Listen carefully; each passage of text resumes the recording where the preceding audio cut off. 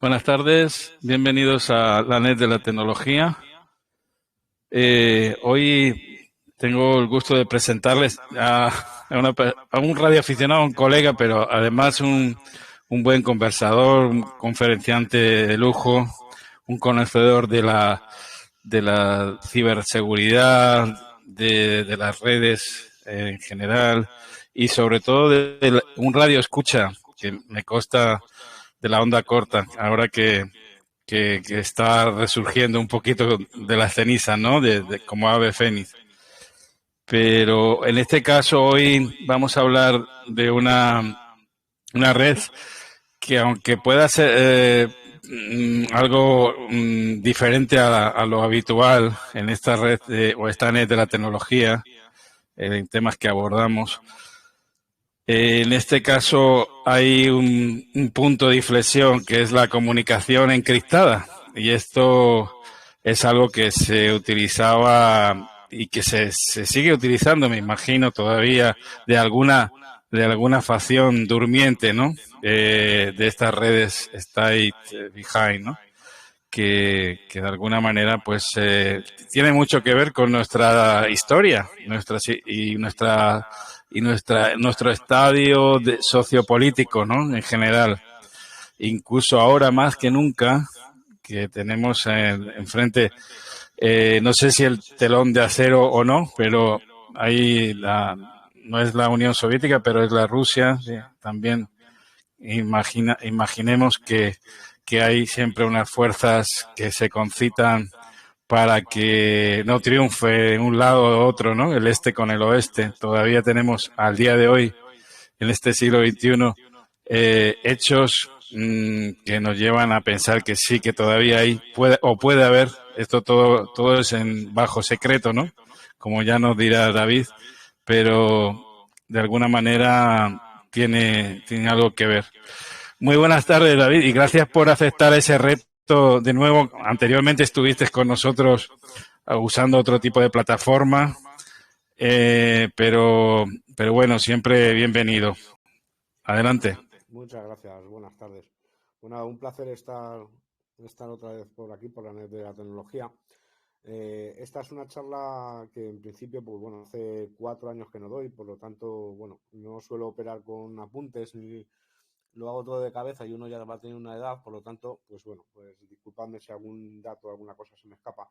También es cierto que es una charla que me costó mucho tiempo realizar en cuanto a investigación y en cuanto a adquirir equipos, etcétera.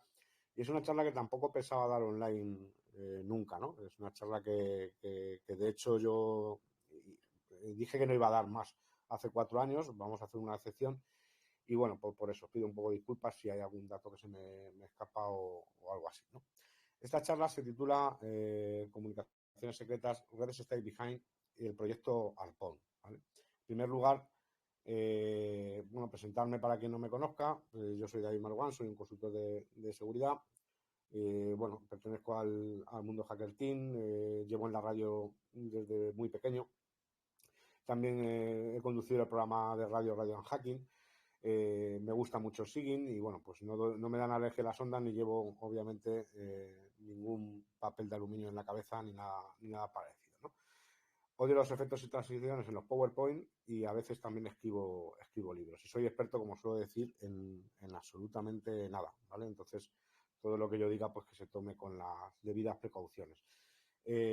Vamos a pasar de diapositiva y lo primero que vamos a intentar ver es qué son las redes Stay Behind, ¿vale? ¿Qué es una red Stay Behind? Bueno, el concepto de red Stay Behind es un concepto de una red operativa detrás de las líneas enemigas, que actuaría sobre todo en caso de invasión o ataque por parte de una potencia que consideramos extranjera, ¿no?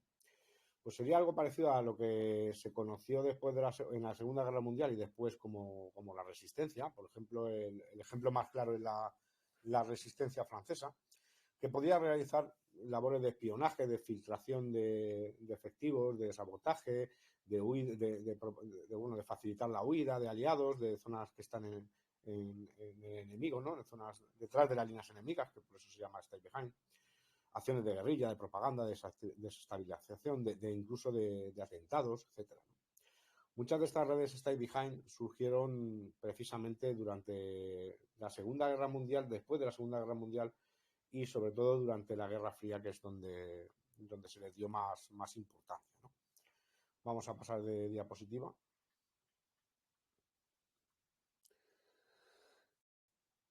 Y nos encontramos con la Stay Behind más conocida, que no es la única, por supuesto, que es la Stay Behind conocida como Red Gladio, que es la Stay Behind italiana, ¿no? Es seguramente la más famosa porque se relacionó con una serie de hechos criminales y atentados de falsa bandera en los denominados años de plomo italianos. En estos años de plomo italianos, para poner un poco de contexto histórico a los oyentes que no sepan de qué va la historia, pues hubo unos años en el que el Partido Comunista Italiano pues estaba bastante cerca de conseguir el poder. Entonces, pues había una facción política neofascista, vamos a decir así, de una serie de partidos políticos de extrema derecha que estaban bastante, como podéis imaginar, disconforme con que el Partido Comunista Italiano, que tenía mucho poder en aquel momento, llegara al poder, ¿no? Entonces, se dice que se aplicó una estrategia de la tensión, ¿no? Que es una estrategia que entre otras cosas, pues utilizaba, por ejemplo, ataques de falsa bandera, atentados de falsa bandera, o sea, es decir, atentados que luego se relacionaban con la extrema izquierda y que originalmente supuestamente estaban causados por estos elementos reaccionarios de extrema derecha, etc. Esto llegó a un punto de implosión en 1990, cuando Giulio Andreotti tuvo que reconocer ante el Parlamento la existencia de una red Stay Behind denominada Gladio, que operaba en Italia sin control, prácticamente sin ningún control de la sociedad italiana y del Parlamento y ni siquiera de las fuerzas de defensa oficial, ¿no? Entonces, pues esto provocó un escándalo muy importante, ¿no? En aquella época, no solo para Italia, sino también para muchos países que formaban parte de la OTAN y que estaban estupefactos, ¿no? Ante un primer ministro, ¿no? Que declaraba que había una red paramilitar, básicamente, en Italia que no tenía control, no había tenido el control ni el conocimiento de las esferas oficiales de gobierno y que habían estado operando de una forma un poco, pues, daba la impresión que indiscriminada, ¿no? Entonces, pues básicamente la red Gladio es la más conocida, pero sí es cierto que existieron redes de tipo Stay Behind, como el Gladio, en Italia después de la Segunda Guerra Mundial. Recordemos las brigadas, por ejemplo, Sopo o la brigada Garibaldi, Estrella Alpina, una serie de Stay Behind que se formaron justo a finales de los 40, a principios de los 50 en Italia, y que no tenían que ver con la red Gladio que luego se ha conocido como relacionada con la OTAN, ¿no? Eran redes que estaban creadas efectivamente por un hecho en concreto, y era que se había comprobado que en la Segunda Guerra Mundial la resistencia pues tuvo sus contratiempos, ¿no? Entonces pues, se pensó en que lo mejor sería crear una red de resistencia de forma anticipada, es decir, crear una red secreta que actuara entrenada, coordinada y equipada por los servicios de inteligencia italianos, en este caso, o del país que correspondiera, porque esto normalmente lo movían los servicios de inteligencia de cada país, que tenía un comité de coordinación, que por cierto se llamó al principio comité clandestino, luego se le cambió el nombre por algo más políticamente correcto, pero en realidad la OTAN tenía un comité aliado clandestino que era el que daba las órdenes, digamos, a alto nivel, a nivel estratégico, y luego cada servicio de inteligencia de cada país pues las interpretaba y bueno, pues las organizaba en su territorio. No solo hubo una red italiana, por supuesto, hubo redes en países muy diferentes, como Suiza, Bélgica, Francia, etcétera, con diferentes nombres, no solo Gladio, P26, pues una serie de redes con un nombre en clave que estaban formadas por personas que luego veremos tenían unas características determinadas y que, bueno, pues iban a ofrecer esa resistencia en caso de invasión de un enemigo. Podemos pasar de diapositiva. Entonces, ¿qué pasa? Estas acciones de falsa bandera atribuidas a Gladio, de alguna forma, pues tuvieron unos atentados muy importantes, por ejemplo, en la estación de trenes de Bolonia en el 72, con 85 fallecidos, el Oktoberfest, con 13 fallecidos en el 80, incluso anteriores, como Piazza Fontana, contra el Banco de Crédito Agrícola, también Peteano, o sea, hubo una serie de atentados realizados en principio por personas muy reconocidas en el ámbito de la extrema derecha, pero que en principio se estaban vinculando con la extrema izquierda, ¿no? Con grupos anarquistas y otros grupúsculos, ¿no? que quizá convenía en aquel momento, ¿no? Hacer parecer que venían de estos grupos. Entonces, bueno, pues en este caldo de cultivo, estos años tan difíciles, estos años de plomo, pues se empieza a ver que hay una serie de atentados que no tienen mucho sentido, que se empiezan a investigar y algunos atribuyen a la extrema derecha, otros a la extrema izquierda y bueno, pues hay una serie de jueces también que empiezan posteriormente, ya mucho más de forma más posterior, por ejemplo en los años 90, Felipe Casone y otros jueces empiezan a investigar estos atentados desde el punto de vista de la extrema derecha, ¿no? Y empiezan a hallar ciertas conclusiones, ¿no? Sobre estos atentados. Vamos a pasar de diapositiva. Y entonces, bueno, hay un investigador suizo, un historiador suizo que se llama Daniel Ganser, que tiene un libro sobre este tema y que, bueno, pues un poco, vamos a decirlo de forma educada, ¿no? Aboga un poco por la teoría de la conspiración. Cuenta, entre otras cosas, que existió una red Stay Behind española que se llamaba Quantum, que tenía este nombre en clave, y bueno, pues promulgó que había una serie de declaraciones de unos agentes belgas, de André Moyen y de otras personas que decían más o menos que habían estado entrenándose en una base de entrenamiento en Maspalomas, en Canarias, ¿no? Que tenían una base de Gladio. Lo cierto es que lo que sí que está comprobado es que Gladio Italiana tenía una base en Cerdeña que estaba bajo tapadera se llamaba como base de entrenamiento de gastadores y que efectivamente sí que hay en Cerdeña se llevaron a cabo entrenamiento de diferentes perfiles de integrantes en esta red de Gladio, pues por ejemplo manejo de explosivos, comunicaciones encubiertas y una serie de cuestiones que eran adecuadas para formar a estas personas en la resistencia, en lo que iban a hacer luego. Pero en España no tenía mucho sentido. En primer lugar, hubo preguntas al Parlamento, a Narcís Serra, creo recordar, por el grupo de Izquierda Unida, etcétera, preguntándoles un poco que revelaran qué se sabía, ¿no? De esta red Quantum, esta red Gladio en España. Y bueno, pues no existen evidencias claras. Bueno, los políticos ya sabéis cómo son, pues echaron pelota afuera, dijeron que no sabían nada y que no conocían nada. Lo cierto es que parece bastante extraño, sobre todo en ciertas épocas en las que España estaba en una dictadura franquista, porque Gladio se consideraba realmente a todo el país, ¿no? Aparte de que estaba muy alejado de la Unión Soviética, porque básicamente tenemos que pensar que Gladio, las redes Stay Behind fronterizas con la Unión Soviética se crearon precisamente para casos de invasión. Pues si acaso la Unión Soviética se le ocurría, como por desgracia a Rusia se le ha ocurrido ahora con Ucrania, invadir países fronterizos, tener una respuesta rápida, coordinada y formada de contraataque a esta supuesta invasión. Entonces, España no tenía mucha cabida y también porque es que la dictadura franquista pues era una red Gladio en total, o sea, realmente no tenía mucho sentido como red clandestina porque bueno, pues España tiene una situación política muy, muy, muy concreta, ¿no? Entonces nunca se llegó a... De hecho, la base esta de entrenamiento famosa de Maspalomas en realidad estaba coordinada por el INTA y por la NASA y era una estación de seguimiento de satélites que además tenía cerca una finca de campesinos que cultivaban tomates, incluso había publicadas en los diarios de aquella época fotos de los campesinos o de los agricultores de tomates allí con la gente conversando dentro de la base, o sea que muy secreta no debería de ser, ¿no? Y más en Maspalomas en aquella época con el turismo que tenía. Entonces, bueno, se le intentó vincular también con el crimen de Atocha, con los abogados de Atocha a través de un ultra que sí que estuvo en España, que se llama Carlos Chicutini, y que quisieron relacionar con Gladio también, pero realmente nunca hubo una prueba fehaciente, ¿no? De Gladio oficial, por lo menos. No quiere decir, como decía un historiador que entrevistamos para el programa Radio Unhacking, que es profesor emérito de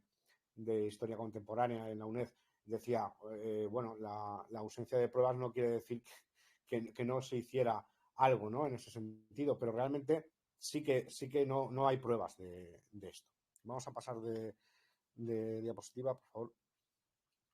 Y entonces nosotros vamos a hablar, dentro de todo este proyecto de redes Stay Behind, hubo un proyecto específico que es el que nos importa a nosotros. Yo os he querido poner un poco en contexto histórico, aunque yo os remito a mi cuenta de Twitter, @radiohacking, donde creo recordar que ayer o antes de ayer puse un tuit en el que hacía mención al programa de la entrevista con este catedrático y profesor emérito de Historia, Juan Avilés Farré, en el que tuvimos una conversación. Este es uno de los mayores expertos del mundo en redes Stay Behind a nivel histórico y ha investigado y buceado en todos los papeles desclasificados sobre este tema. Y entonces os he querido poner un pequeño contexto histórico de la situación, pero realmente esto es mucho más complejo. Y yo os aconsejaría que leyerais y que os informarais, por ejemplo, a través de esta conversación con esta persona, y también que tuvierais precaución con algunas ideas un poco conspiranoicas, un poco para que os hagáis una idea. Gladio se ha relacionado incluso con el 11M y con un montón de historias que se salen un poco de la línea más normalizada, ¿no? de estos estudiosos del tema. Entonces, dentro de Stay Behind, dentro de la red Stay Behind, en este caso coordinadas por la OTAN, hubo un equipo que se llamaba Harpoon, y este es el equipo que os muestro aquí en esta diapositiva. Es un equipo real de Harpoon que tenemos, y es un equipo que tiene una configuración de maletín en el que pues, se provee de un equipo de comunicaciones clandestinas o secretas a posibles integrantes de estas redes Stay Behind de la OTAN, de manera que pudieran comunicar o pudieran estar en contacto con su servicio de inteligencia correspondiente en cada país. Todo esto, obviamente, coordinado por la OTAN y, bueno, a través de Telefunken, que fue Telefunken fue el que fabricó este equipo de radios, un equipo standalone, es un equipo de radio de onda corta, en realidad. Ahora veremos las características sin extendernos demasiado porque es un poco complejo, pero por lo menos veremos un poco las características. Pero esta charla va sobre todo del proyecto Harpoon, de cómo se idearon una serie de equipos de onda corta, de comunicaciones secretas para detrás de las líneas enemigas, y cómo pues se utilizaron supuestamente, y digo siempre supuestamente, porque ya digo que pruebas sobre esto, salvo los documentos desclasificados, hay muy poca cosa, pero sí que es verdad que los equipos existen porque, bueno, pues físicamente yo he tenido uno, o sea que realmente existe. Vamos a pasar, por ejemplo, de diapositiva para ver cómo son los equipos de Stay Behind. ¿Cuáles son los requisitos que tiene que tener un equipo de este tipo, ¿no? De Stay Behind? Pues primero tienen que ser muy resistentes porque muchas veces están almacenados en zulos durante muchos años, o trabajar incluso en ambientes hostiles, ¿no? Entonces deben de ser operados también con un mínimo de formación, de manera incluso automática, para evitar riesgos por el personal que lo opera y también por personal que no sea militar o experto en radio reconocido, ¿no? O sea, un personal con una línea bastante discreta. ¿Por qué? Pues porque se sabía que en la Unión Soviética, obviamente su servicio de inteligencia, ya tenían perfilados algunos, por supuesto, de personas militares, pero también personas civiles con conocimientos de radio. De hecho, pues se dijo que circulaba incluso una lista entre los servicios de inteligencia soviéticos, la antigua KGB, etcétera, en el que se tenían ya ubicados una serie de elementos que podrían ser peligrosos en caso de invasión, ¿no? Entonces, normalmente eran personas normales, personas que querían contribuir a su país y que se formaban e integraban estas redes Stay Behind. De hecho, se supone, en relación a lo que decíamos de la vinculación posible del neofascismo italiano con Gladio directamente, pues curiosamente de los nombres que se conocieron de la red Gladio oficial, porque hubo, ya digo, diferentes redes Gladio, incluso dentro de Italia, como decíamos, en unos inicios estaba Osopo, estaba Estrella Alpina, la Brigada Garibaldi de carácter comunista, o sea, había, de hecho, entre ellos tuvieron hasta matanzas, o sea, lucharon entre ellos. No era un cuerpo uniforme, sino que, bueno, hubo diferentes redes Stay Behind. Pues bueno, dentro de estas redes Stay Behind se supone que la oficial, por lo menos los nombres que se conocen, que eran, si no recuerdo mal, 622 nombres de estos integrantes oficiales de Stay Behind italiana, no tenían formación militar. O sea, bueno, habían hecho servicio militar quizá, pero no eran integrantes ni del ejército oficialmente, ni siquiera tendrían por qué ser expertos. Y una cosa importante, no se consideraban extremistas para la integración en estas redes, ni neofascistas, ni socialistas, ni comunistas. O sea, bueno, en Italia pues querían cuidar un poco que la gente que integrara estas redes no tuviera una ideología muy marcada, ¿no? Entonces eran gente, vamos a decir, un poco gris en ese aspecto, como por otra parte parece que debía de ser, ¿no? Sí que es cierto que hubo un 3, un 4% de estos nombres que luego pues, se quisieron vincular con la extrema derecha y tuvieron algún tipo de vinculación, pero realmente no era la mayoría, ni mucho menos, ¿no? Por lo tanto, el equipamiento. Tendría que ser manejado con una breve instrucción o con una instrucción determinada, pero no por personas expertas, ni mucho menos, ¿no? Deberían de estar protegidas contra manipulación o extracción de claves a través de sellados o de tampers, para que no se pudiera hacer un reverse, sino o se pudiera investigar un poco sobre el equipo en caso de caer en manos enemigas, que era bastante probable además. Deberían de transmitir de forma que evitara la triangulación de las señales, es decir, con ráfagas o bars muy cortos y con una energía muy controlada en cuanto a potencia de emisión, ¿no? También debían de utilizar un cifrado muy robusto a nivel militar, obviamente.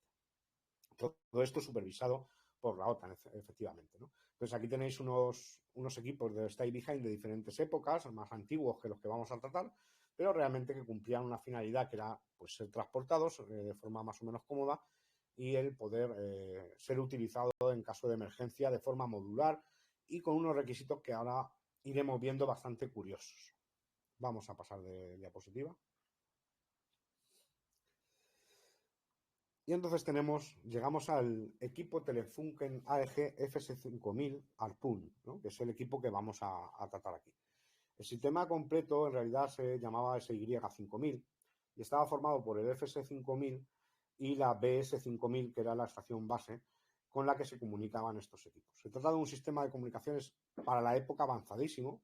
Todavía hoy sigue siendo muy avanzado, a nivel criptográfico, incluso de materiales, etcétera, y que fue fabricado inicialmente por Telefunken AEG para redes Stay Behind, supuestamente, a mediados de los 80. Aunque sí es cierto que los equipos se pusieron en manos de las Stay Behind, supuestamente, sobre el año 90, que es más o menos cuando estalla el escándalo, de manera que es muy probable que estos equipos no se llegaran a utilizar de forma extensiva por las redes Stay Behind, por el simple hecho de que se estaba acabando el muro de Berlín, se había acabado el muro de Berlín, se iba a caer la Unión Soviética y encima todas las redes Stay Behind se estaban desmantelando por el escándalo que ocurrió en Italia. Por lo tanto, fue una lástima porque daros cuenta que se compraron una serie de equipos, un número de equipos y, bueno, pues haciendo unos pequeños cálculos de la época, cada uno de estos equipos, y no sé si se vendieron 864 o 900 equipos aproximadamente, se vendieron por parte de Telefunken, tenían un coste aproximado a día de hoy de 70.000 euros por equipo, o sea, prácticamente lo que te cuesta un deportivo de lujo. Entonces eran equipos muy costosos porque eran muy, muy avanzados, ¿no? Tiene un sistema modular diseñado especialmente para este tipo de operaciones clandestinas o operaciones especiales, vamos a decir, ¿no?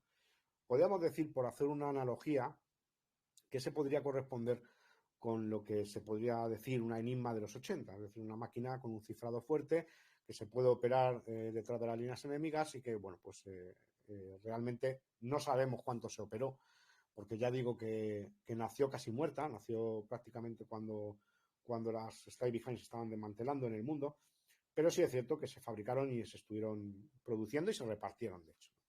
Vamos a pasar de diapositiva.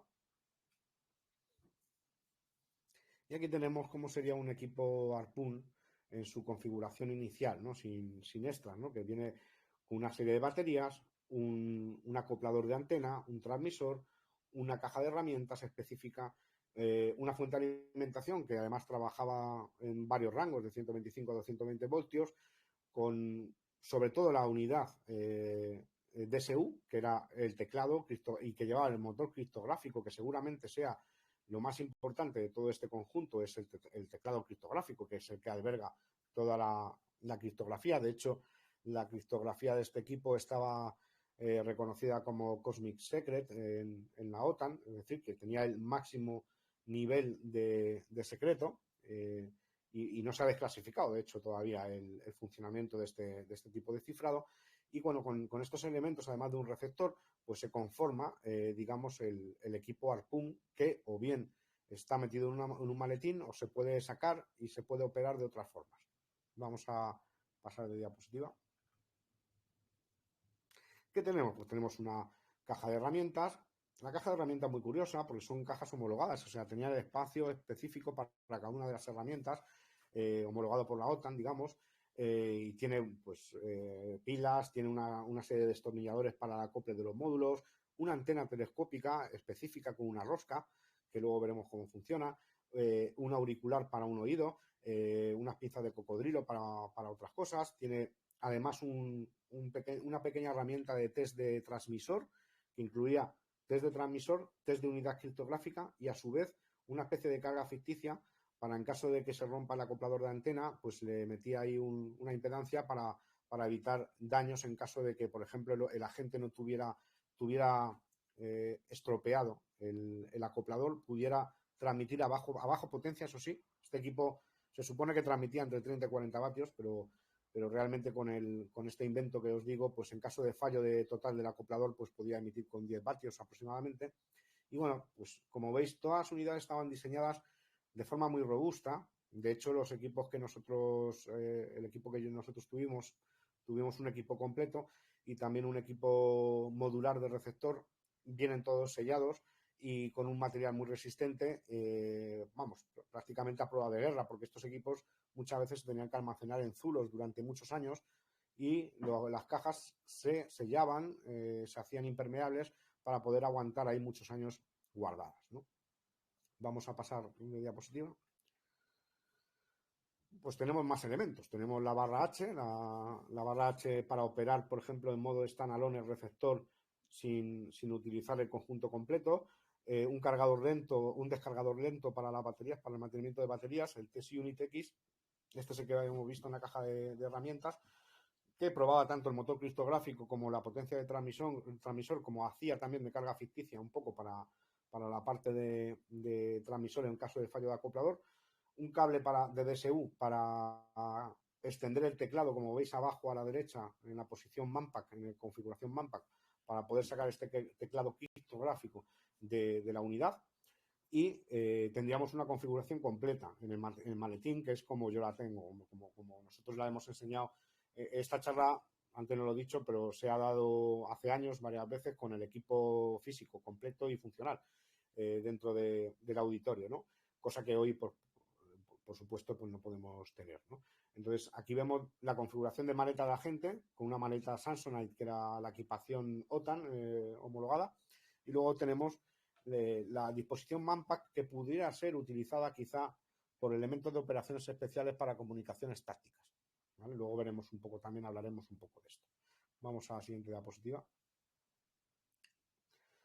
Entonces, ¿qué ocurría? Bueno, pues el transmisor no transmite audio, transmite datos a través de Vestigial, de SSB USB, que compatible con Exotel, que es una modulación que aprovecha mucho el espectro radioeléctrico en cuanto a ancho de banda, etcétera, y que, bueno, que era bastante novedosa en aquella época. Ya existía hace muchísimos años, pero bueno, en onda corta era bastante desconocida hasta que se patentó. De hecho, existen patentes para USB en onda corta. Y entonces era capaz de transmitir ráfagas para evitar, por ejemplo, ráfagas de 55 caracteres en 0,8 segundos para transmitir mensajes sin que el operador tuviera que estar in situ. Se podía programar, cargar en un buffer con la DSU y el operador podría hacer de estación desatendida en caso de peligro, por ejemplo, dejar conectado el DSU y programar para un día y una hora en concreto una transmisión de estos caracteres que además transmitían ráfagas para evitar ser interceptada por la contrainteligencia de ese país. Entonces, otra cosa importante es que la comunicación de estos equipos solo era posible entre el FS5000 y la BS5000, su base. Era incompatible entre sí, es decir, si vosotros tenéis un FS5000 Harpoon y yo tengo otro, no podría hablar con vosotros, ¿vale? Porque realmente no, es asíncrono, no se corresponde la emisión con la recepción. Solo se puede transmitir contra una BS5000, que es una estación base de la que, por cierto, no existe ninguna unidad que se conozca. Es decir, sí que hay FS5000 en el mercado, en el circuito de coleccionistas, algunas muy difíciles de encontrar y muy caras, como podéis imaginar, pero BS5000 como estaciones bases embarcadas por ejemplo, en camiones militares, se tiene alguna foto, pero realmente no sabemos muy bien cómo era ese equipo, ¿no? Es decir, que un operador de Harpoon, un agente encubierto o clandestino en las líneas enemigas, no podría hablar con otro, ¿vale? Solo podría hablar con su estación base a nivel de maestro-esclavo, porque son diferentes modulaciones en transmisión y recepción. De hecho, fijaos hasta qué punto era avanzado este equipo, que llevaba un preacople previo de la antena para cuando hacía el acoplamiento limitar el máximo posible la emisión de energía para evitar ser triangulada por las inteligencias o la contrainteligencia enemiga, de manera que estaba a prueba de Tempest y emitía muy poca energía al exterior cuando hacía los procedimientos de preacopio. Entonces, estaba pensado absolutamente para evitar ser detectada tanto por su transmisión como por su potencia, como por su modulación. Estaba hecha de verdad a conciencia, ¿no?, por parte de Telefunken. Vamos a pasar de... Bueno, la DSU, que es el teclado, usa un algoritmo de cifrado de OTAN que se creó, se inventó en los 80, a principios de los 80, y que permite enviar estas claves cifradas, ¿no?, en grupos de ciertos caracteres. Antes del envío o recepción de los mensajes, el agente tenía asignado un número de maletín, tenía un número de equipo y además tenía que asignarse una clave simétrica criptográfica para poder operarlo. En caso de que cayera en manos enemigas, no se podría operar el equipo sin esas claves y esos códigos de identidad. También es cierto que tenía una protección física anti-tamper que en caso de ser removida en el DSU pues causaría el destrozo total de la unidad criptográfica para evitar precisamente que se hicieran cualquier tipo de ingeniería inversa o de reversing de estas unidades, ¿vale? Yo personalmente no he probado a despegar esta protección física porque, bueno, yo considero que es un equipo de coleccionismo y, bueno, pues con el precio que tiene pues no merece la pena estropear y tocar mucho, ¿no? Y, bueno, pues los componentes, hay un procesador Z80 y algunas cosas reconocidas, pero sí que es verdad que hay mucho que no está conocido de esta unidad. Vamos a pasar a la siguiente diapositiva. Aquí tenemos el equipo que nosotros adquirimos. Hablo en plural siempre y luego contaré por qué, porque la restauración del equipo la hice con un compañero, con Fernando Corrales, con Alfa 4 Foster Sierra Víctor. Fue una auténtica locura la restauración, la adquisición del equipo y la propia restauración fue bastante loco. Si bien es cierto que el equipo por fuera aparentemente está sellado a conciencia y es nuevo, obviamente cuando abres unas baterías de NICAD que llevan 30 años, pues se sale todo el ácido y eso era una verdadera feria, ¿no?, de ácido y de cuestiones. Lo cierto es que por fuera no se adivinaba para nada que tuviera este deterioro, porque ya os dije que los materiales son estupendos. Era lo mejor que había en aquella época y seguramente ahora, ¿no? Entonces eran muy avanzados para la época y la verdad es que exteriormente estaba nuevo el equipo. Vamos a pasar. Pues, ¿qué hicimos? Pues restaurar todo el circuito de control de temperatura y de carga y utilizamos celdas modernas pues para hacer funcionar el equipo y dejamos las baterías absolutamente nuevas, como veis en esta presentación, ¿no? Le restauramos absolutamente todo para poder utilizar el Harpoon como se debería. Sí es cierto que nosotros nunca lo utilizamos en transmisión porque podéis imaginar, si sois radioaficionados, que transmitir en cifrado en España está prohibido. Entonces, nosotros nunca hicimos ninguna prueba de transmisión, aunque transmitiría perfectamente, y sí que hicimos pruebas de emisión en modo standalone. Es decir, solo con el módulo de recepción, lo que hicimos fue simular que habíamos perdido el resto del equipo y que nosotros solo queríamos utilizar el módulo de recepción para recibir señales de nuestros controladores, por decirlo así, de los servicios de inteligencia. Vamos a pasar.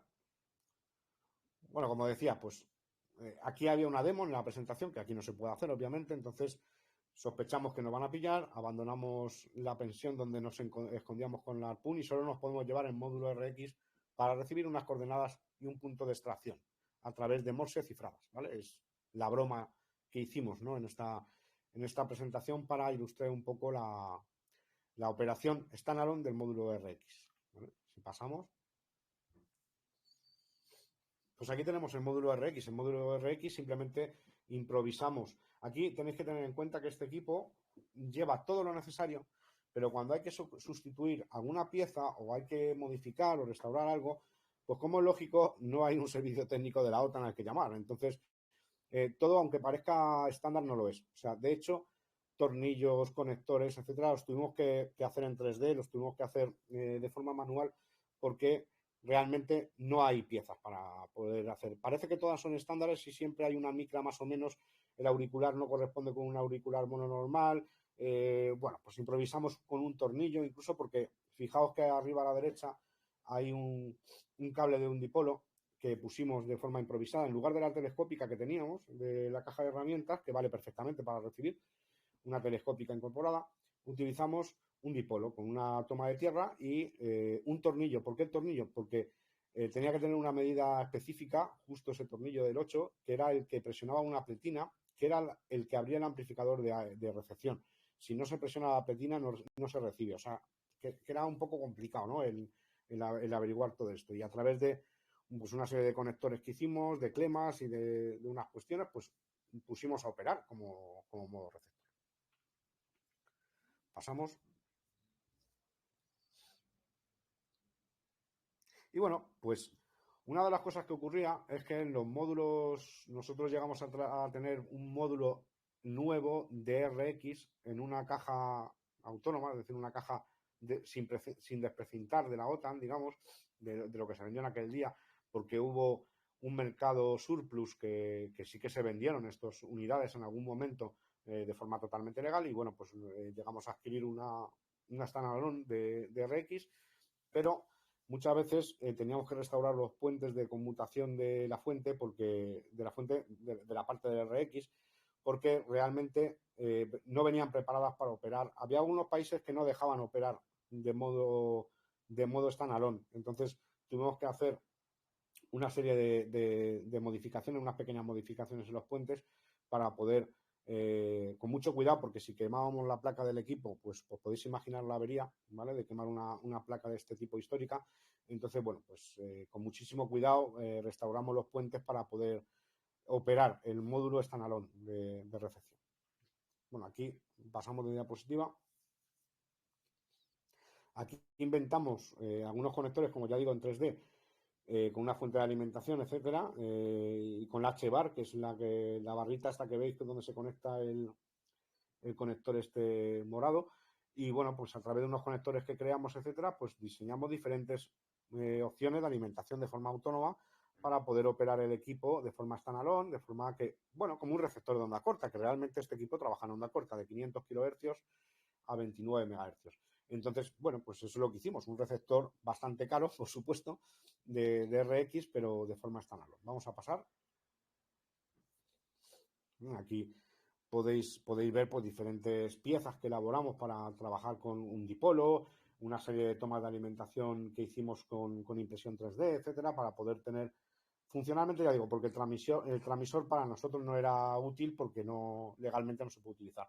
Entonces sí que utilizamos para la prueba el módulo de recepción de forma autónoma.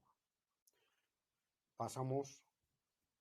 ¿Y qué hicimos? Bueno, pues hicimos como un receptor de onda corta normal. Hicimos decodificación de modos digitales, de J65, de FT8, de Morse. Escuchamos la BBC. Bueno, pues lo que haríais vosotros con cualquier receptor de onda corta. Lo cierto es que funcionaba muy bien. Tenía una oreja buenísima, además. Le sacamos un altavoz externo porque no lleva altavoz incorporado. Entonces le tuvimos que sacar un altavoz externo con un jack de audio específico. Solo viene para operar por parte del radiooperador con un auricular de mono, pero además con una medida muy concreta. Nosotros le sacamos un altavoz exterior para poder utilizarlo como un receptor de onda corta. Pero como yo suelo decir siempre, tener esto como receptor de onda corta es como tener un Ferrari para ir a recoger melones. O sea, es un poco tirar margaritas a los cerdos, ¿no? Con el coste que tienen estas unidades. Vamos a pasar de diapositiva. Bueno, aquí no lo podéis escuchar, pero realmente esto es un vídeo, ¿no? Que bueno, no se puede escuchar, pero es un vídeo de la demo que hicimos en una frecuencia de radioaficionados escuchando una llamada CQ. Se escucha perfectamente y, bueno, tiene una calidad bastante buena. Vamos a pasar. Algunas curiosidades y rumores sobre esto. Pues se dice que se fabricaron unas 800 unidades solo, que costaron como 130 millones de marcos alemanes del 85, es decir, unos 65 millones de euros, que divididos entre las unidades nos vienen a dar, pues eso, unos 71.000 euros por unidad, más o menos. Se dice que se intentó vender la configuración de Manpack para las Fuerzas Especiales de Estados Unidos en la Primera Guerra de Irak, pero que no se obtuvieron unos resultados operativos buenos. Sí es cierto que, bueno, esta teoría, pues a mí no me cuadra mucho porque ya en la Primera Guerra de Irak Estados Unidos tenía radios tácticas bastante competentes y no tenía como mucho sentido emplear estas unidades tan caras en operaciones en el desierto, pero bueno, eso se dijo. Hoy es caro, muy caro y complicado conseguir un equipo, sobre todo que esté completo y funcional, como os podéis imaginar, es bastante complicado, pero se puede, no se podía hasta hace unos años.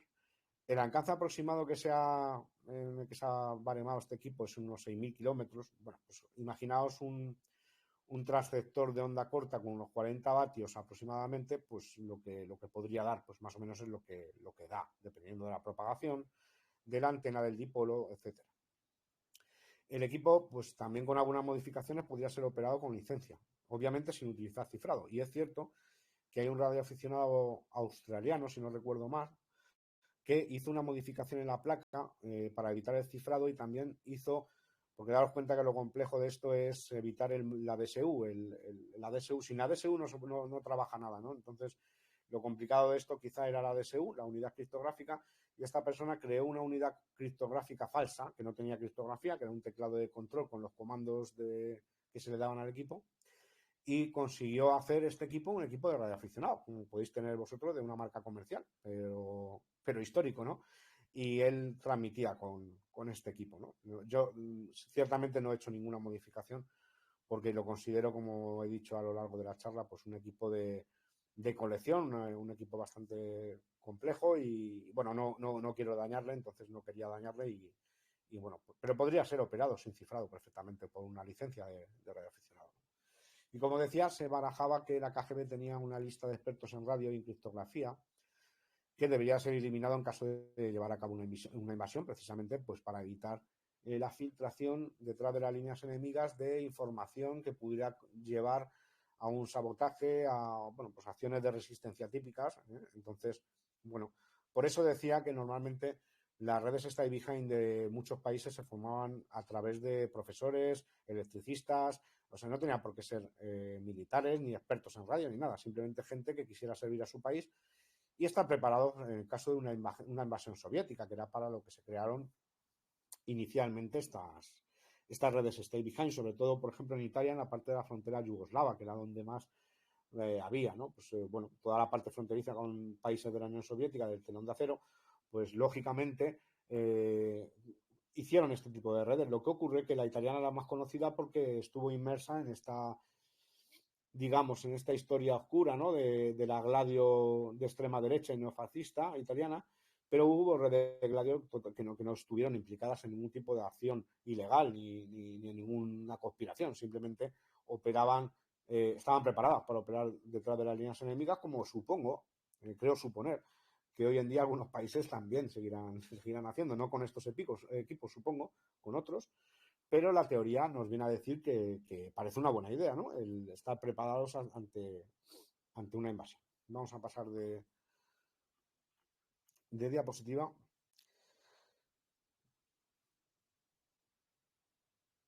Y bueno, pues vamos un poco atrás, ahí. Vamos a dar las gracias en agradecimientos a Paul Rubers de Crypto Museum. Si no conocéis la página de Crypto Museum, os recomiendo muy encarecidamente que la visitéis, porque es la mejor página que existe en el mundo con equipos de radio clandestinos y criptográficos a nivel de esquemas, fotografías, historias, etcétera. Si buscáis ahí FS5000 Harpoon dentro de Crypto Museum, pues veréis que hay mucha información y de hecho Paul Rubers personalmente nos ayudó bastante para entender voltajes, entender algunos temas técnicos porque él tenía uno en su museo y nos apoyamos, yo personalmente me apoyé bastante en él y le pregunté bastantes cosas para no meter la pata y no cagarla y poder restaurar el equipo de forma correcta, ¿no? Vamos a pasar a la siguiente. Y sobre todo a mi compañero Fernando, Eco Alfa 4 Foster Sierra Víctor, porque fue el que fue en mis manos. Yo en Madrid no tengo laboratorio, digamos, operativo y bueno, en un momento determinado cuando tuvimos que hacer esto con el equipo, a toda prisa se tuvo que poner a probar si era un equipo funcional, si nos habían estafado, si bueno, funcionaba todo correctamente y a toda prisa, gracias a él, pues pudimos probar que bueno, que el equipo era funcional y sobre todo restaurar el equipo en condiciones en su taller. Y bueno, pues esta fue una charla muy dura, ya digo que me costó, no voy a decir años, pero casi un año el hacer la restauración del equipo y la investigación, etcétera. Es una charla muy compleja que yo, de hecho, no pensaba volver a dar nunca y la estoy dando hoy. Y bueno, de todas formas, cualquier tipo de aplauso o reconocimiento debería ser para él y no para mí, que llevó el peso de esta restauración. Y ya para finalizar, pues como siempre, a todos vosotros y vosotras por el interés y el tiempo y la atención que habéis prestado. Y no sé si hay alguna rueda de preguntas o dudas en las que pueda ayudaros en lo que mis humildes conocimientos me permitan. Bueno, antes de nada, agradecerte este reto, que yo lo conocía, pero aún así me atreví a pedírtelo. Bueno, sé que no ha sido fácil, pero aquí estás. Sobre todo, bueno, tengo algunas preguntas, algunas de tónica histórica, sociopolítica, y otras a lo mejor más técnicas, pero bueno, las técnicas no son muy complicadas. Como hemos dicho, tú lo has comentado, Stein behind, estar detrás, quiere decir que había personas muy anónimas, e incluso que algunas de ellas me imagino que deberían de haber sufrido o algún tipo de adiestramiento o de enseñanza sobre de este equipo, ¿no? Porque me imagino que si no eres radioaficionado y no estás habituado, aunque sean equipos prácticamente que vienen compactos, tendría que tener algún tipo de indicaciones. Me imagino que habría, y sobre todo en Italia, que es el único que ha corrido la cortina, ¿no? Que ha desvelado un poco lo que debe ser o debe ser secreto, ¿no?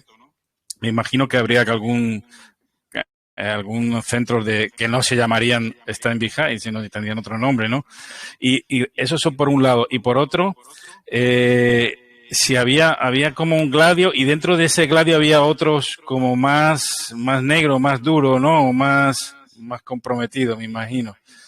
Eso es por un lado. Y por otro, abro también a toda la audiencia los micrófonos para si alguien quiere que me lo haga saber, me insinúe y le doy el micrófono para que formule las preguntas convenientemente. Adelante, David.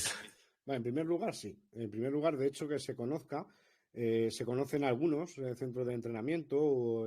Suiza, quiero recordar, que incluso en un reportaje, podéis ver en YouTube algún reportaje, Televisión Española tiene uno bastante chulo.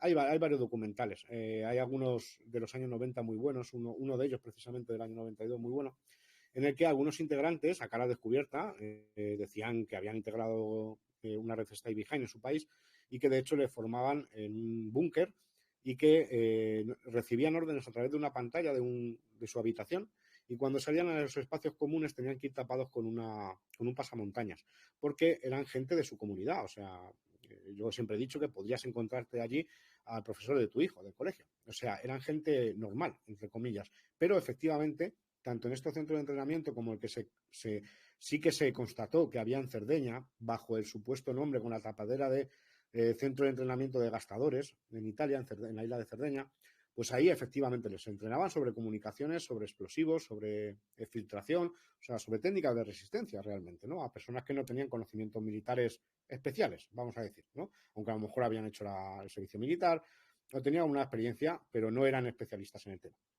Entonces, en estos centros de reclutamiento, o sea, estos centros, perdón, de entrenamiento, se les formaba. Y sí que es cierto que aunque venga tan fácil como veis aquí, el maletín y todo esto, no es fácil. O sea, necesitamos un entrenamiento. Esto no es una cosa, hasta para nosotros que tenemos conocimientos en radio, creemos que más avanzados de la media, nos fue bastante complejo poner en marcha el equipo. O sea, que me imagino que en su época tenían que invertir tiempo en hacerlo lo más fácil posible, pero sí que tenían que tener, por supuesto, un entrenamiento de seguridad operacional, de cómo eran los IDs, de cuáles eran las claves simétricas para poder abrir el equipo, de cómo configurar el equipo en caso de fallo, de cómo ocultarlo, de cómo extender un dipolo, de qué era un acoplador, de cómo era la propagación, de cómo les llegaban las órdenes. O sea, realmente, efectivamente, sí que tenían que tener entrenamiento determinado, ¿no? Entonces, bueno, pues eso es así. Eso está claro, porque no era tan fácil.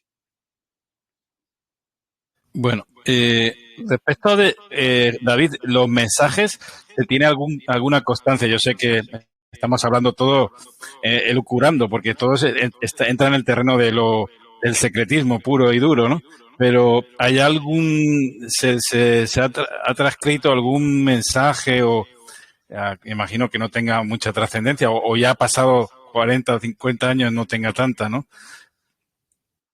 No, mensajes no, porque van cifrados y el cifrado todavía no está reservado, ¿no? O sea, es imposible. Aunque tuvieras, lo que tendría sería una serie de caracteres que no tendrían sentido. O sea, no hay ningún mensaje, ni se conoce que yo sepa, no hay ningún mensaje que se conozca sobre estas transmisiones.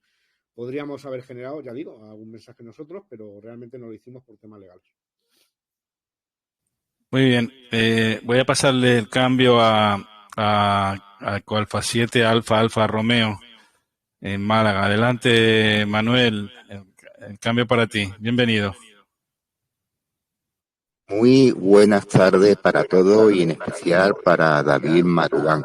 Hoy son uno de esos días en los que me pongo mis mejores alas virtuales y después del programa estoy casi seguro que me tomaré un café y dos donuts, Juan Manuel.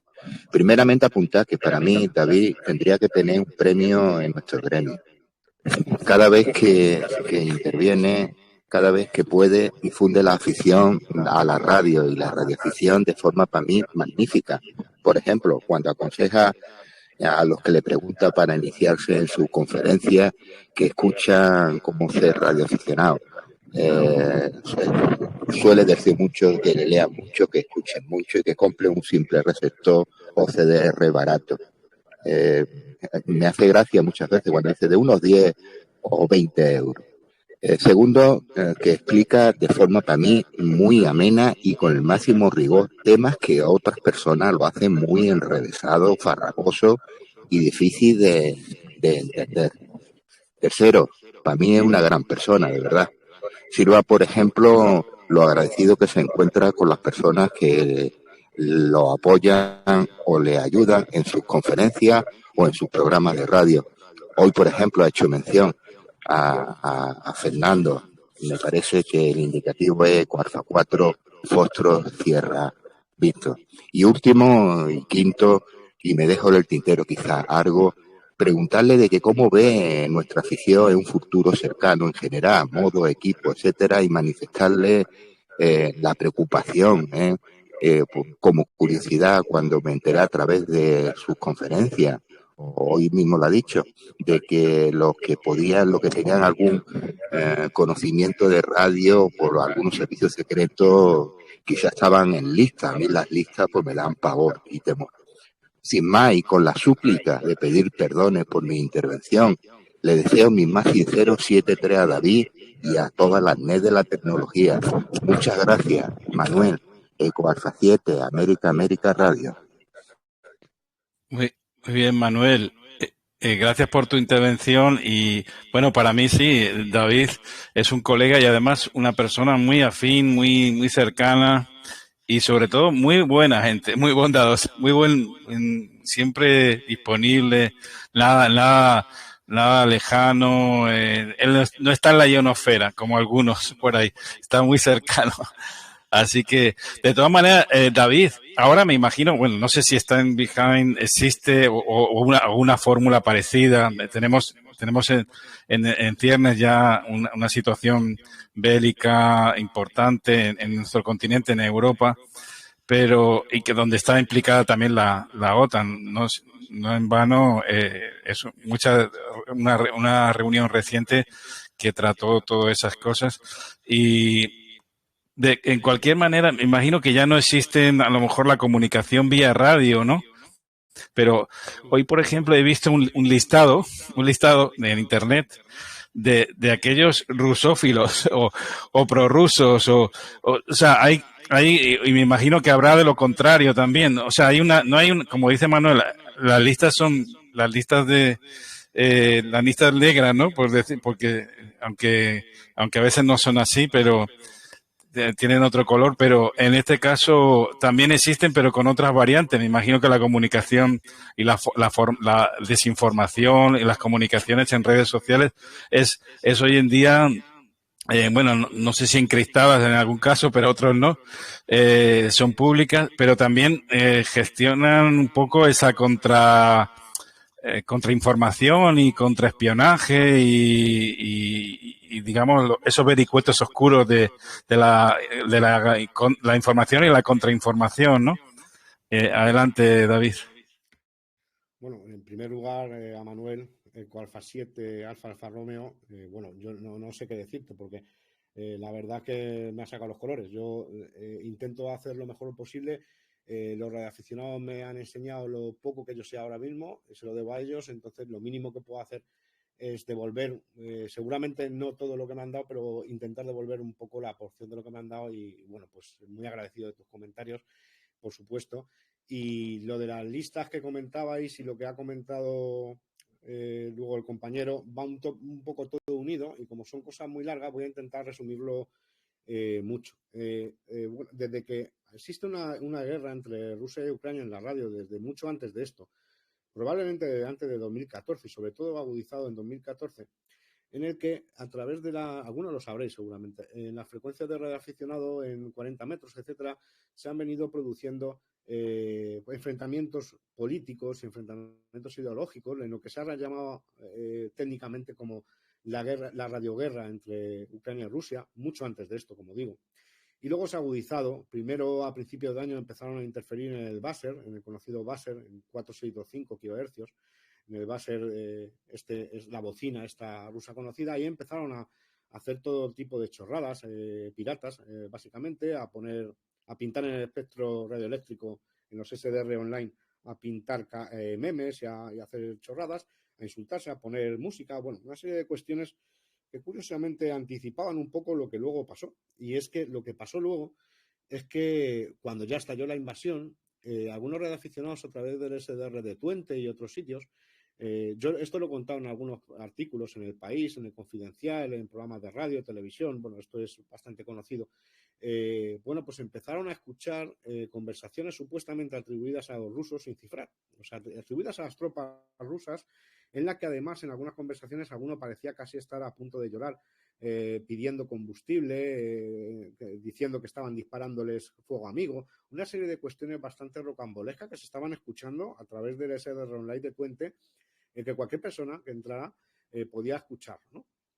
Entonces, hemos visto una evolución extraña, ¿no? Los que llevamos muchos años en esto, pues todos en mayor o menor medida hemos seguido los conflictos políticos, incluso antes de la caída del muro de Berlín, a través de la radio de onda corta, y etcétera. Pero hemos llegado a un punto en el que las redes sociales, Internet y todo esto es una herramienta que, bueno, algunas veces es beneficiosa, otra perjudicial. No sé muy bien cómo decantarme en este aspecto, pero de repente hemos visto que todo el mundo, curiosos y todo tipo de personas sin ningún conocimiento incluso, se aventuraban a hacer el análisis de las señales de los rusos que estaban en abierto por circunstancias que darían para estar hablando aquí más de una hora.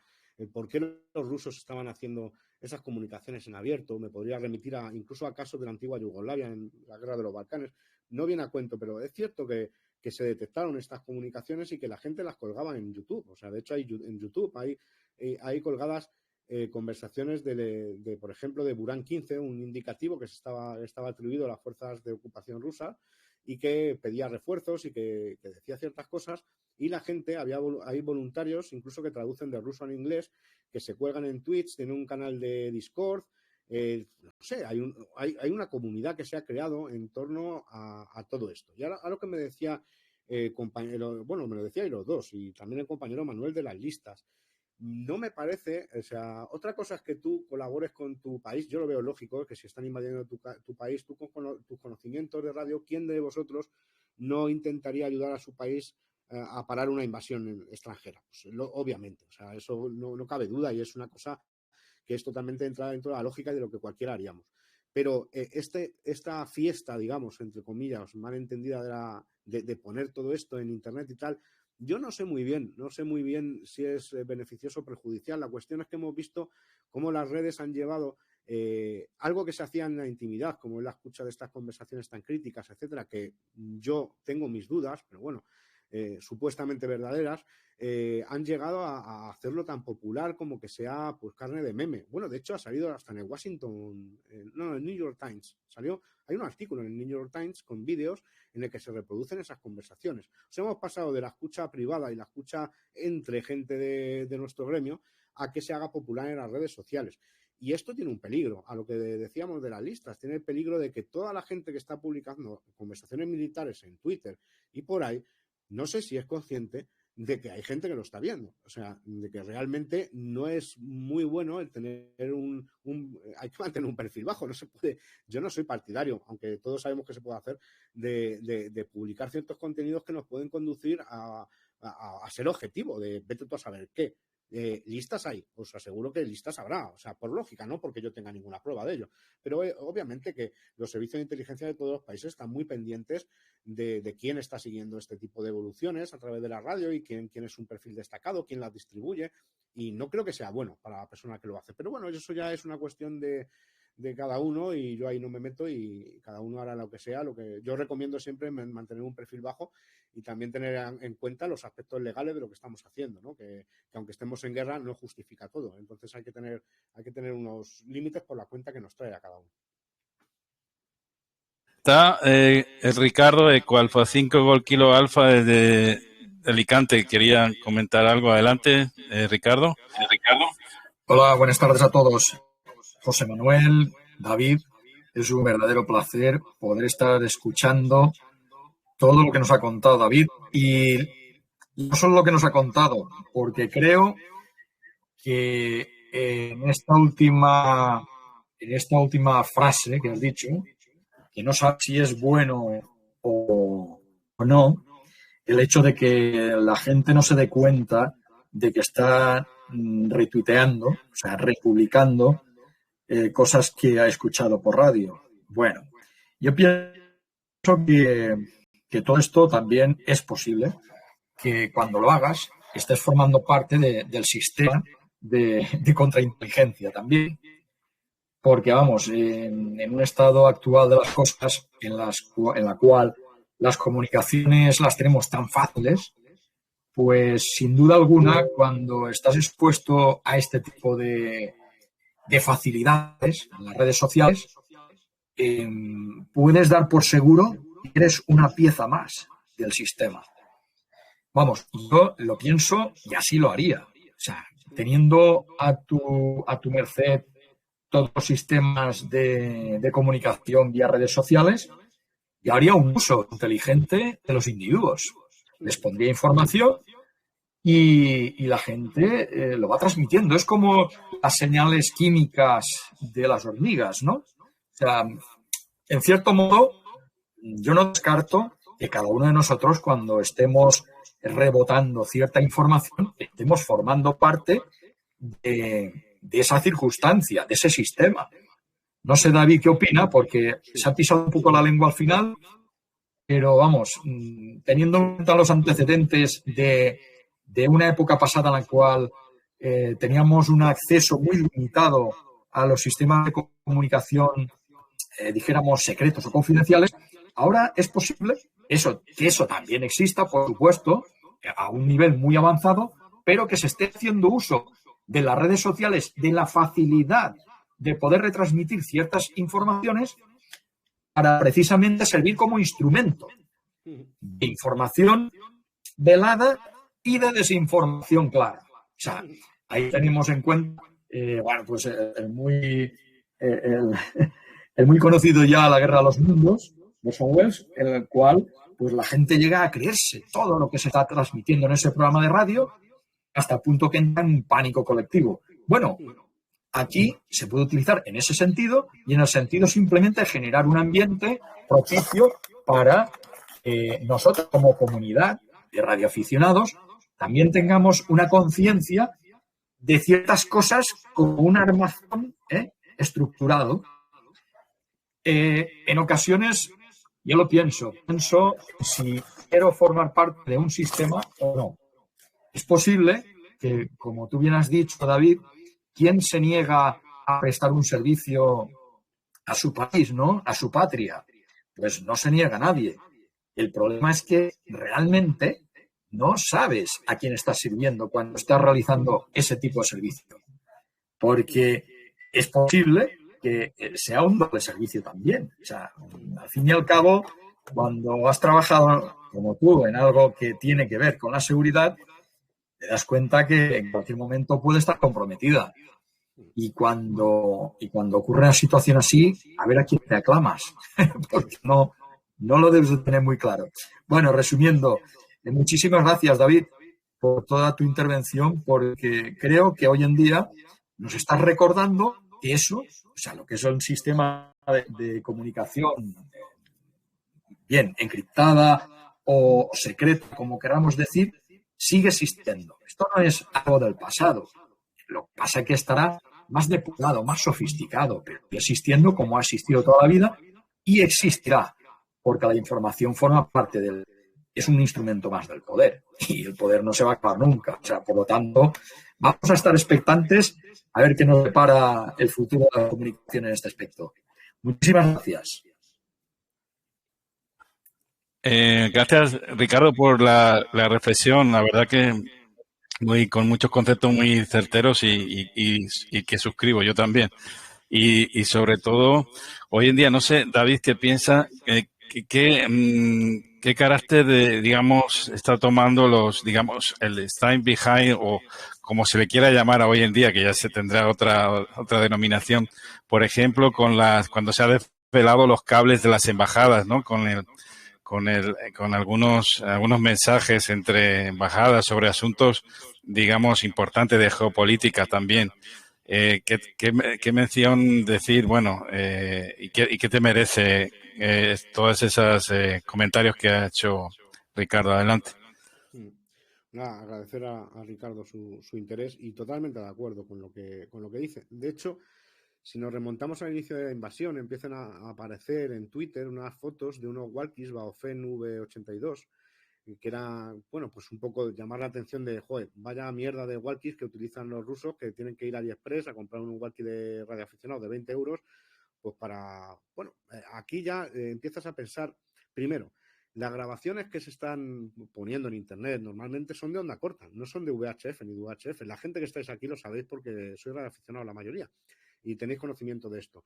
La vinculación de un walkie de bibanda de bajo coste con unas emisiones de onda corta no tiene una vinculación inicial, en principio, ¿no? Entonces, el vincular una cosa con la otra es arriesgado. Y también el tema de que si tenemos en cuenta que la doctrina de guerra electrónica rusa ya mucho antes de la invasión hacía alusión, incluso en artículos académicos, vamos a decir así, desde hace años, en el que la modernización de la guerra electrónica rusa pasaba por cierto tipo de doctrina militar, en la cual había un punto específico que estaba destinado a la creación de redes de radio de desinformación. Es decir, a la creación de redes supuestamente falsas de radio que pudieran diseminar información que no es verídica. Yo no estoy diciendo que las conversaciones que se han captado en onda corta que se atribuyen a rusas sean falsas, ¿eh? Tienen toda la pinta de ser verdaderas, de hecho. ¿Por qué los rusos, que desde luego ya os aseguro yo, que tienen equipos de comunicación militar de grado militar cifrados, están utilizando equipos de onda corta sin cifrar y walkies chinos de 20 euros? Bueno, los walkies es habitual, ¿eh? En muchos ejércitos muy bien financiados y muy desarrollados, no voy a mencionar países, pero utilizan estos walkies a veces incluso para comunicaciones informales cuando se está destinado en el exterior o lo que sea, para evitar la burocracia de forma extraoficial. A veces pues incluyen en su equipación personal una serie de equipos de bajo coste. Que tú encuentres en un escenario de combate supuestamente un walkie de 20 euros no quiere decir inmediatamente que el ejército invasor tenga unas redes de comunicaciones cimentadas en equipos de 20 euros. Yo no lo creo así, pero sí es cierto que se pueden utilizar y seguramente que se estén utilizando. ¿Qué tiene que ver esto con la onda corta? Nada, porque no son equipos de onda corta. Pero en onda corta se han recogido, como digo, y hay grabaciones, podéis verlas en internet. Hay grabaciones, de hecho hay una web y un equipo de radiomonitorización de Ucrania que se dedica a grabar y a colgar estas comunicaciones en onda corta, comunicaciones, por cierto, que una vez traducidas, pues muy curiosas, de rusos en apuros, pidiendo refuerzos aéreos, pidiendo combustible.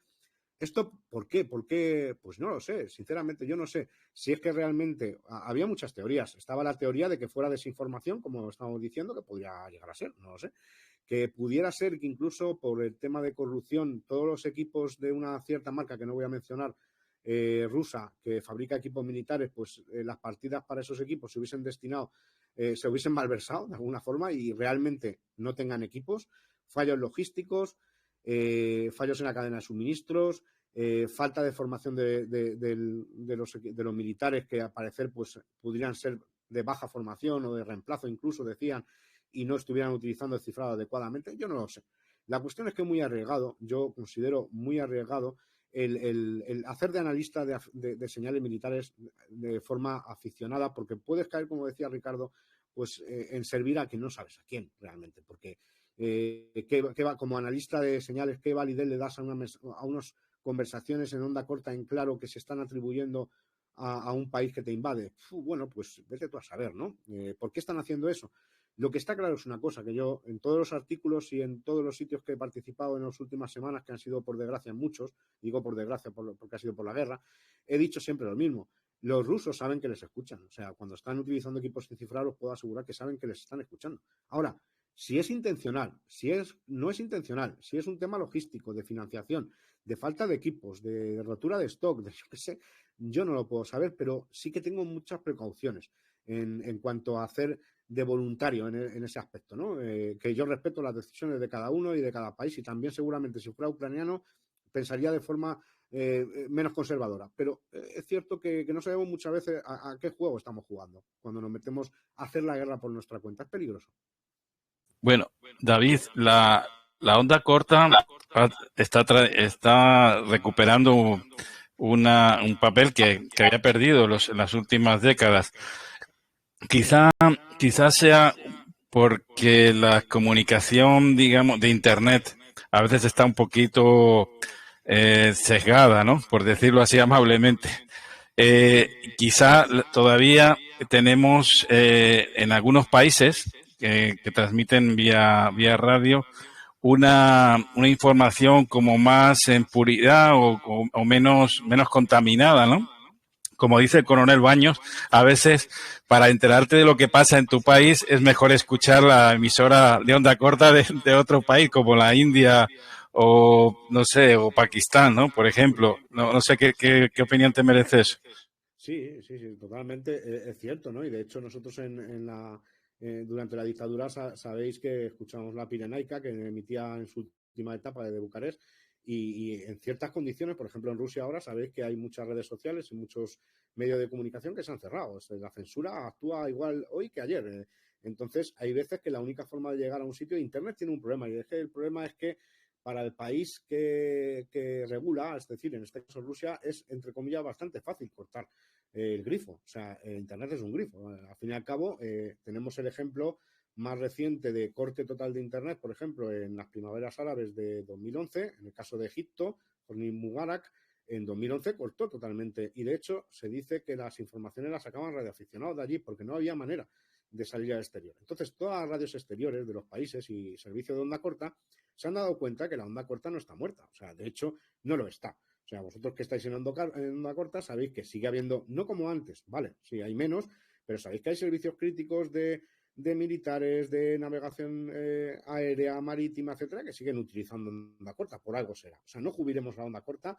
La onda corta tiene mucho recorrido y, por desgracia, nos estamos dando cuenta ahora que es una herramienta súper útil. Y, de hecho, Radio Exterior de España ha iniciado una serie de programaciones especiales en ruso, y hay la BBC, por supuesto, ha iniciado otras programaciones especiales. Radio de onda media, que habían casi desaparecido, han vuelto a transmitir en ucraniano y en ruso. O sea, la onda corta es importantísima. Lo que pasa que no creo que sea una conspiración ni nada intencionado, pero en los últimos años como que parece que la onda corta era de nuestros abuelos. Era una cosa cuando hablabas de, lo de la onda corta, eso que tenía mi abuelo. No, perdona. O sea, la onda corta se sigue utilizando para cosas muy críticas, y de hecho a las pruebas me remito, ¿no? Que para sortear la censura todavía hoy en día se está utilizando la onda corta y se va. Yo creo que en un futuro, hablando también con lo que decíais antes, no sé quién preguntaba que cuál es el futuro. Yo le auguro un buen futuro, aún por desgracia, ¿no? Porque sea por temas de censura y de guerra, ¿no? Pero realmente la onda corta debería tener mucho recorrido, debería. Y si no lo hacemos, estamos equivocados. O sea, desmantelar, como se intentó, por ejemplo, en España ya hace unos años, desmantelar las transmisiones de onda corta, yo creo que es un error, a todas luces, estratégico y de todo tipo. Muy bien. De todas maneras, Ricardo, sí, Ricardo, adelante. Perdón, José Manuel, perdón un momentito. David, desde luego la onda corta, la fama la perdió en el momento en que bueno, la gente ya empezó a dejar de escuchar la radio de forma generalista, ¿no? Ya estamos con móviles, estamos que la FM, tal, ya la calidad de audio, pero realmente la onda corta como tal se ha quedado, pues eso, para personas un poco raritas como nosotros, ¿no? Que queremos escuchar, queremos sentir esa transmisión de radio lejana que tiene que ver con la ionosfera, que no es algo garantizado, que a tal hora, si quieres escuchar tales emisiones, te tienes que poner en tal banda y cuando cambia la hora cambias de banda. Todo eso es algo que a nosotros nos es natural, ¿no? El tema está en que radio de onda corta en el público general es algo que ya no tiene ese gancho, ya no tiene esa gracia. Claro, nosotros se la seguimos viendo y nos indigna cuando vemos que dejan de transmitir, bueno, nos indigna, nos sabe muy mal, la verdad, ni por lo menos, cuando dejan de transmitir determinadas estaciones y ahora, por ejemplo, si empiezan otra vez, bueno, yo también hay una reflexión que haría. Se ha estado apostando mucho por las transmisiones digitales, se han estado apostando también transmisiones vía satélite, pero al fin y al cabo queda que, bueno, ese resquicio de libertad en la transmisión y en la recepción, sobre todo. Has dicho antes que las redes sociales, todo va a través de Internet, por supuesto, nada tenemos en directo. Se puede cortar, se puede cerrar el grifo en cualquier momento. En una transmisión de onda corta es muy difícil cerrar el grifo. O sea, como máximo puedes hacer un jamming, pero no puedes cerrar el grifo. O sea que por ahí tenemos una ventaja. Después, hay también algo importante que tenemos que tener en cuenta. Cuando se habla de armamento nuclear, por ejemplo, bueno, es algo que la gente huye hablar de estos temas, ¿no? Yo tengo aquí un manual, cuando estuve realizando el servicio militar, bueno, pues en ese momento desempeñé un trabajo de operaciones de radio, comunicaciones, y en el manual, hace años, pues se hablaba de las comunicaciones en diferentes bandas en función de las horas, de esto, donde estuvieses, el terreno, la vegetación, y había un apartado exclusivo que hablaba de las transmisiones después de un EMP, un pulso electromagnético generado por un arma nuclear.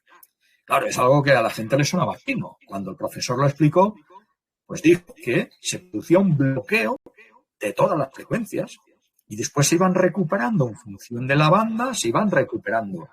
Pero claro, lo que nadie te dice ahora es que si hay una EMP que se genera en el espacio, se quedan un montón de satélites todos colgados, desaparecen las comunicaciones de Internet prácticamente, desaparecen las comunicaciones de los teléfonos móviles por completo prácticamente también. ¿Qué nos queda? La onda corta y puede que la V. Bueno, V y U. Pero todo a larga distancia solamente la onda corta. No sé si ahí es donde puede quedar algo de luz en lo que nosotros como radioaficionados podemos iluminar, ¿no? Porque la onda corta sigue teniendo un poder de comunicación global. Es algo que cuando a veces comentando con colegas y tal, dices, vale, si es que estáis todos ahora que si los chats y tal, la primera red social que se creó fue la de los radioaficionados. O sea que a partir de ahí ha nacido todo lo demás. Y ante la falta de todo, creo que seguiremos ahí, en la onda corta. Muy bien, Ricardo. Sí, yo quería comentar, por ejemplo, en este caso, desde que hubo la invasión o como dice por el otro lado, la intervención militar, o como dicen otros, la guerra, hubo una declaración, creo que por el gobierno de facto de Ucrania, que se prohibían las transmisiones de radioaficionados No creo que no fueron los rusos, sino los propios. Creo que eso, no sé si es bueno o es malo, porque recuerdo, eso sí que lo viví yo, en Polonia, cuando la dictadura de Jaruzelski creo que era, y estaba cuando el tema de Solidaridad, el sindicato de Les Palais y todo aquello, fue a raíz de los radioaficionados que se conocían muchas de las situaciones que ahora no se pueden conocer, bueno, o si se conocen, se desvirtúan dentro del panorama de desinformación, ¿no? Y de confusionismo o de confusión informativa, ¿no? Que hay, intencionada o no. Me imagino que en algún caso será intencionada. Ahí están detrás todas las agencias de publicidad de primer orden, ¿no? En un extremo y en el otro, no pongo ni quito ningún santo. Pero bueno, y otra cosa también que creo que no deberíamos de jugar en ese terreno es la prohibición de algunos organismos administrativos de radioaficionado, por ejemplo QRZ, que luego ya cambió de no publicar estaciones rusas, o de no permitir que participaran en concursos los rusos. Creo que eso es un error imperdonable, que no se debe de seguir por ese camino, ¿no? Porque en definitiva son colegas radioaficionados que en nada, o por lo menos que yo sepa, no tienen nada que ver con los políticos a los que están, a donde están, en el país donde están ubicados, ¿no? Creo que se les hace responsable de algo que creo que por ese camino vamos muy mal, ¿no? Pero bueno, es digamos, la tónica rusofóbico que tenemos en este momento, ¿no? Adelante, Raíz. Sí, bueno, lo que decías de onda corta, aparte de todo esto que ha explicado muy bien Ricardo, pero aparte de eso, hoy que nos han vendido desde hace muchos años ya, ¿no? Las bondades de la calidad de radio por internet y de audio por internet y de imágenes y tal, aparte de la censura que se puede ejercer, también existe un problema, y es que la recepción de contenidos a través de internet deja rastro, es decir, todo el mundo puede hacer una estadística de qué tipo de programas, de qué ideología, de dónde lo haces y tal. Cuando la onda corta es totalmente anónima, sabéis que cualquiera escucha a cualquier país y no queda reflejado. Para mí, fijaos que es más importante esto que cosas mucho más avanzadas, como lo de los pulsos electromagnéticos. A mí esto me parece brutal, la verdad. Hoy en día, en un mundo tan controlado, el que alguien pueda recibir algo sin ser trazado. O sea, para mí eso ya es genial. Lo de la parte de los radioaficionados en Ucrania, sí, efectivamente, fue Ucrania quien prohibió a los radioaficionados, pero eso es muy normal. De hecho, siempre que ha habido un conflicto bélico, aquí en la Guerra Civil Española, lo primero que se prohíben son las emisiones de radio, de todo tipo, y sobre todo radioaficionados. Porque, de hecho, durante el alzamiento, lo que se llamó alzamiento nacional y en la época de inicio de la Guerra Civil, muchos radioaficionados se pusieron de un bando o de otro y empezaron a transmitir. Entonces, eso es un arma muy poderosa. En la guerra de Yugoslavia, cuando se hizo el cerco de Srebrenica, por ejemplo, había radioaficionados que ayudaban a hacer un puente entre Srebrenica y Tuzla con el gobierno en el exilio. O sea, Quinta Columna, por ejemplo, en la época del asedio de Madrid, en la Guerra Civil, por ejemplo, se sabe que había operadores infiltrados de la Quinta Columna franquista en radios convencionales como Unión Radio Madrid, que era la emisión oficial del gobierno de la República en aquel momento, y que tenía una especie de duplexor y que estaban mandando noticias. Por un lado, la emisión oficial de la República, y por otro lado, ese operador también estaba mandando mensajes cifrados a la Quinta Columna, desde la Quinta Columna a las tropas de Franco en las afueras de Madrid. O sea, que es que el tema de los radioaficionados es peliagudo. Por eso lo primero, y también para preservar el uso del espacio radioeléctrico para operaciones militares. O sea, se quiere tener un control total del espacio, que me parece totalmente lógico. Eso yo no lo veo tanto como censura, sino lo veo más bien por un uso inteligente del espacio radioeléctrico en época de guerra, ¿no? Ese espacio tan valioso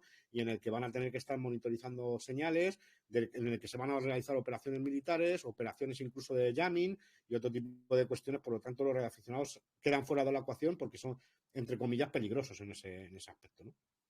Sí, bueno, no sé si hay algún colega que quiera hacer algún comentario o alguna presentación sobre el tema, pues que me haga saber y yo le abro el micrófono, que por defecto viene cerrado.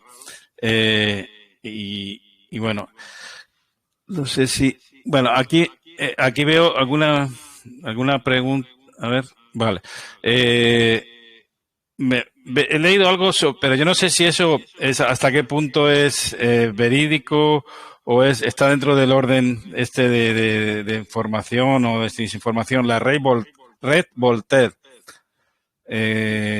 ¿Qué nos puedes decir sobre el tema, David? Bueno, muy bien, porque además nos estábamos distrayendo de Gladios, que era nuestra charla inicial, y bueno, con la actualidad manda, como se suele decir, y al final nos hemos puesto muy interesante, por cierto, hablar de temas de actualidad, pero volviendo un poco a la red Voltaire, yo tengo la opinión que tienen muchos expertos con los que me he entrevistado sobre este tema, que es gente de verdad que sabe sobre el tema. Yo no soy un experto en nada, pero la gente que sabe mucho del tema y que lleva media vida investigando esto de forma muy seria, catedráticos de universidad, etcétera, pues sí que tienen opiniones un poco contrarias a Voltaire, porque tienen un poco de brillo un poco conspiranoico, ¿no? De que querían, además, estaban relacionados con algunas teorías de la conspiración del 11S y tal, un poco. Daniel Ganser, yo respeto mucho sus escritos y no soy nadie para valorarlos. Yo me he leído sus libros, además, y es un historiador y es una persona con la autoridad suficiente para hablar del tema, pero no hay que dejarse un poco a veces es como lo de la navaja de Ockham, ¿no? Que la explicación, en ausencia de otras evidencias, la explicación más sencilla es la más plausible, ¿no? Y entonces, pues Gladio se descontroló en Italia, pues se descontroló. Pues sí se podría descontrolar, porque había elementos neofascistas que, operando de forma autónoma, pues podrían haber, bueno, ejemplos recientes tenemos muchos, ¿no? En el que elementos que al principio parecían coordinados, al final se salen de control. Fijaos una cosa, Eduardo Serravalle, que era el coronel en aquella época, luego fue general, que llevaba Gladio en Italia, en el año 72 ya desmanteló las redes porque se asustó, porque se dio cuenta que en algunos zulos de la antigua Osopo y de Gladios que no eran de OTAN, estaban desapareciendo armas y explosivos, pero que lo más curioso no es eso, es que estaban apareciendo otros nuevos. O sea, lo que le asustó realmente es que empezaba a faltar cosas y a sobrar cosas. Entonces, llegó un momento que tuvo que desmantelar, que de hecho la OTAN puso el grito en el cielo, porque, claro, esas armas se las habían dado ellos y tomaron de forma unilateral, este hombre tomó la decisión de cancelar aquello porque se podía ir de madre. O sea, y de hecho se fue. Ahora, ¿cuál es el vínculo de eso con una conspiración de la OTAN mundial? Que se hablaba muchas veces del Gran Viejo, ¿no? En Italia, ¿no? Que el Gran Viejo era la OTAN, ¿no? Que es como el artífice, el hombre de negro, ¿no? Que lo controla todo. Yo es que no soy muy poco conspiranoico. Yo creo que la realidad es mucho más mundana, ¿no? Ahí se juntó un montón de historias y tal, y llevarlo a la teoría de las conspiraciones, pues a veces pues no es la mejor idea. Es mejor analizarlo desde el aspecto riguroso histórico y ver que era un caldo de cultivo importante lo que había allí, y bueno, pues ver las relaciones que hay, pero sin ir más allá, ¿no? Yo creo que es más fácil la explicación que todo eso. Bueno, David, en cualquier manera, a veces las conspiraciones se convierten en realidad también. Y entonces ya no nos quedan conspiraciones ya, porque hemos agotado digamos, el bagaje de conspiraciones, y resulta que nos encontramos de frente de bruces contra la realidad. Eso también pasa, lamentablemente. Sí. Pero vamos, que si tienes un caldo de cultivo en los años 70, en los años del plomo, en el que tienes Ordine Nuevo, vanguardias nacionales en Italia, neofascistas, anarquistas, tienes un caldo de cultivo por ahí, unas redes stay behind que controlan la OTAN, otras que no, pues es fácil que esto se vaya de madre. O sea, al final no es que haya un gran coordinador del universo, simplemente porque estas cosas se... De todas maneras, decir que quien coordinaba esas redes sí que eran militares, los miembros no, pero sí los que lo organizaban, digamos, ¿no? Y algunos miembros sí, porque de hecho los inicios de Osopo, Garibaldi y otras Stay Behind eran resistentes de la época nazi, de los nazis, ¿eh? O sea que sí que al principio eso fue transmutándose, se fue transformando a lo largo del tiempo. Y sí es cierto que la mayoría de los mandos, digamos, que organizaban esto eran mandos militares, y sobre todo los servicios de inteligencia de cada país, cada uno lo hizo un poco coordinado con la OTAN o no, pero un poco a su rollo, y sí que eran militares. Lo cierto es que los integrantes más modernos, digamos, no eran especialmente militares, ¿no? Eran más civiles. Pero sí, el origen fue militar, y fue un poco como lecciones aprendidas de la resistencia francesa y de la resistencia contra los nazis, ¿no? Que les pilló un poco desprevenidos y dijeron, joder, ¿por qué no hacemos esto de forma anticipada y bien programada? No es mala idea, stay behind. Lo que pasa es que, como todo, juntas políticas, ejército, servicio de inteligencia, grupos extremistas y tal, y esto acaba como Rosario de Aurora, como suele pasar. Bueno, decir que David es siempre muy dialogante y pero bueno, yo creo que ya vamos a llegar al final. No sé si alguien más quiere decir algo, pero bueno, en principio decir que estuvo en un proyecto muy reciente que yo lo seguía, de Radio Hacking, y creo que espero que pronto puedas recuperar ese proyecto, porque era súper interesante sobre temas afines a los que hemos tratado hoy, quizá un poquito más de geopolítica y de espionaje en general, pero bueno. Y agradecerte este tiempo. Yo sé que estás muy pillado de ese tiempo, pero agradecerte que hayas estado con nosotros y nada, y emplazarte otro día cuando que espero que no tarde un año y medio que nos hemos encontrado por acá. Gracias, David. Un saludo, 73. 73 a todo el mundo y gracias por vuestro tiempo también y por vuestro interés. Un placer volver. A ver si nos vemos pronto. 73. Un saludo, David.